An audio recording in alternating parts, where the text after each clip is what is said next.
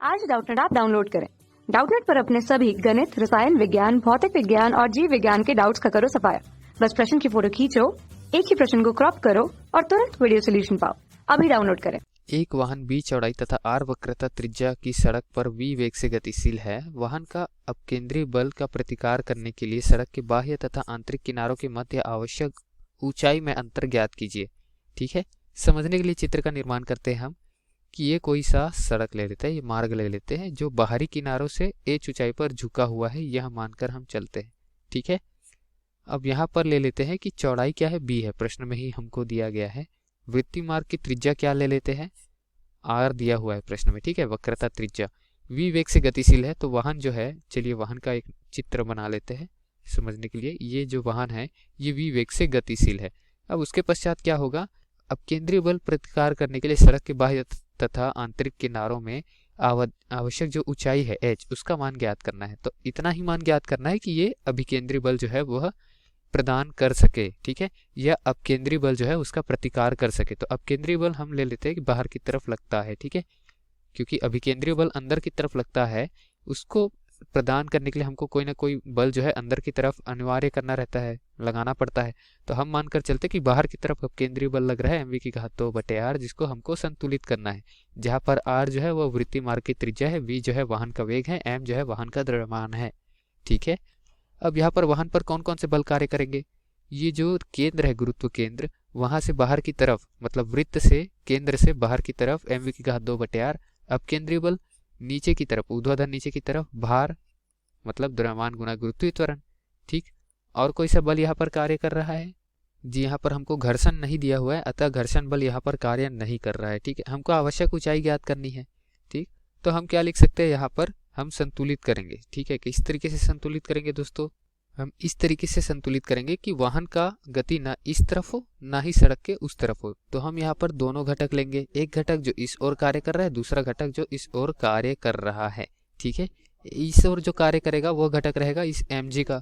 ठीक, ये कौन सा कोण है दोस्तों, ये थीटा कोण है। तो थीटा यहाँ से बढ़ रहा है, तो अगर हम लंब खींचे तो यहाँ से भी जो कोण बनेगा वो थीटा रहेगा।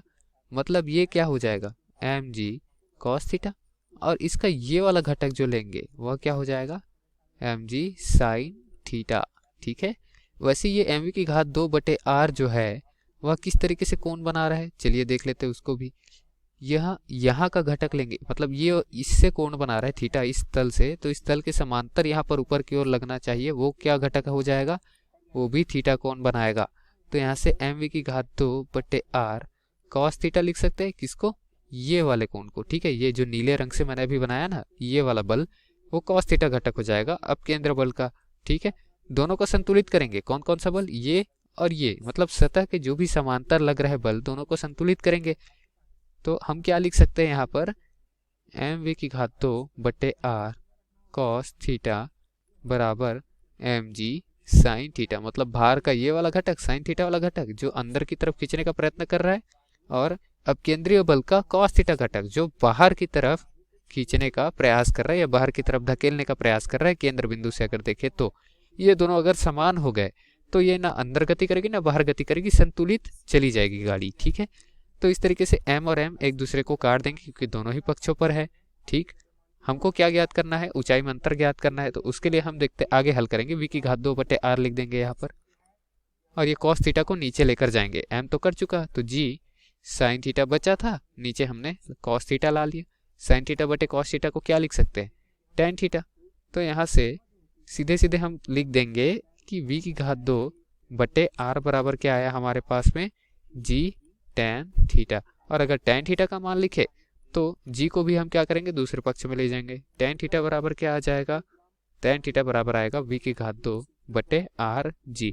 अब यहाँ हमने tan थीटा का मान निकाला है, उसका क्या उपयोग कर सकते हैं दोस्तों, जो tan थीटा होता है वह क्या होता है, लंब बटे में आधार। ठीक, लिख लेते हैं लंब बटे आधार।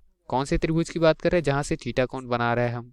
ठीक, हमको ऊंचाई का मान ज्ञात करना है, तो ये ऊंचाई क्या हो जाएगा, यहाँ लंब हो जाएगा। थीटा के सामने वाला जो कोण होता है वह सदैव लंब हो जाता है। ठीक है, और थीटा जिसके साथ बन रहा है वो क्या हो जाएगा, आधार हो जाएगा। लंब क्या है h, आधार क्या है b, और लंब बटे आधार क्या होता है, tan थीटा होता है। तो tan थीटा का मान रख देते हैं। यहाँ tan थीटा जो है उसका मान क्या है, v की घात 2 बट्टे r गुना g। हमको ऊंचाई का मान ज्ञात करना था, तो h बराबर क्या लिख सकते हैं हम, यहाँ v की घात 2 के साथ गुना कर देंगे b का तिर्यक गुना। ठीक है, तो इस तरीके से v की घात 2 गुना b बटे में r g, जहाँ r क्या है, वृत्तीय मार्ग की त्रिज्या है। ठीक है, तो दिए गए प्रश्न का हल बनाने के लिए हम ऊंचाई का मान इस तरीके से ज्ञात कर सकते हैं। अगर बाकी के मान ज्ञात हो हमको, वेग का मान और यह चौड़ाई का मान, गुरुत्वीय त्वरण तो ज्ञात रहता है, वृत्तीय मार्ग की त्रिज्या का मान, तो हम ऊंचाई भी निकाल सकते हैं, आवश्यक ऊंचाई की गाड़ी सुरक्षित गति कर सके। ठीक, यही दिए गए प्रश्न का उत्तर था। धन्यवाद। कक्षा 6 से 12वीं से लेकर नीट, IIT, JEE वो एडवांस के लेवल तक 1 करोड़ से ज्यादा छात्रों का भरोसा। आज ही डाउनलोड करें डाउटनेट ऐप या व्हाट्सएप करें अपने सारे डाउट्स 8400 400 400 पर।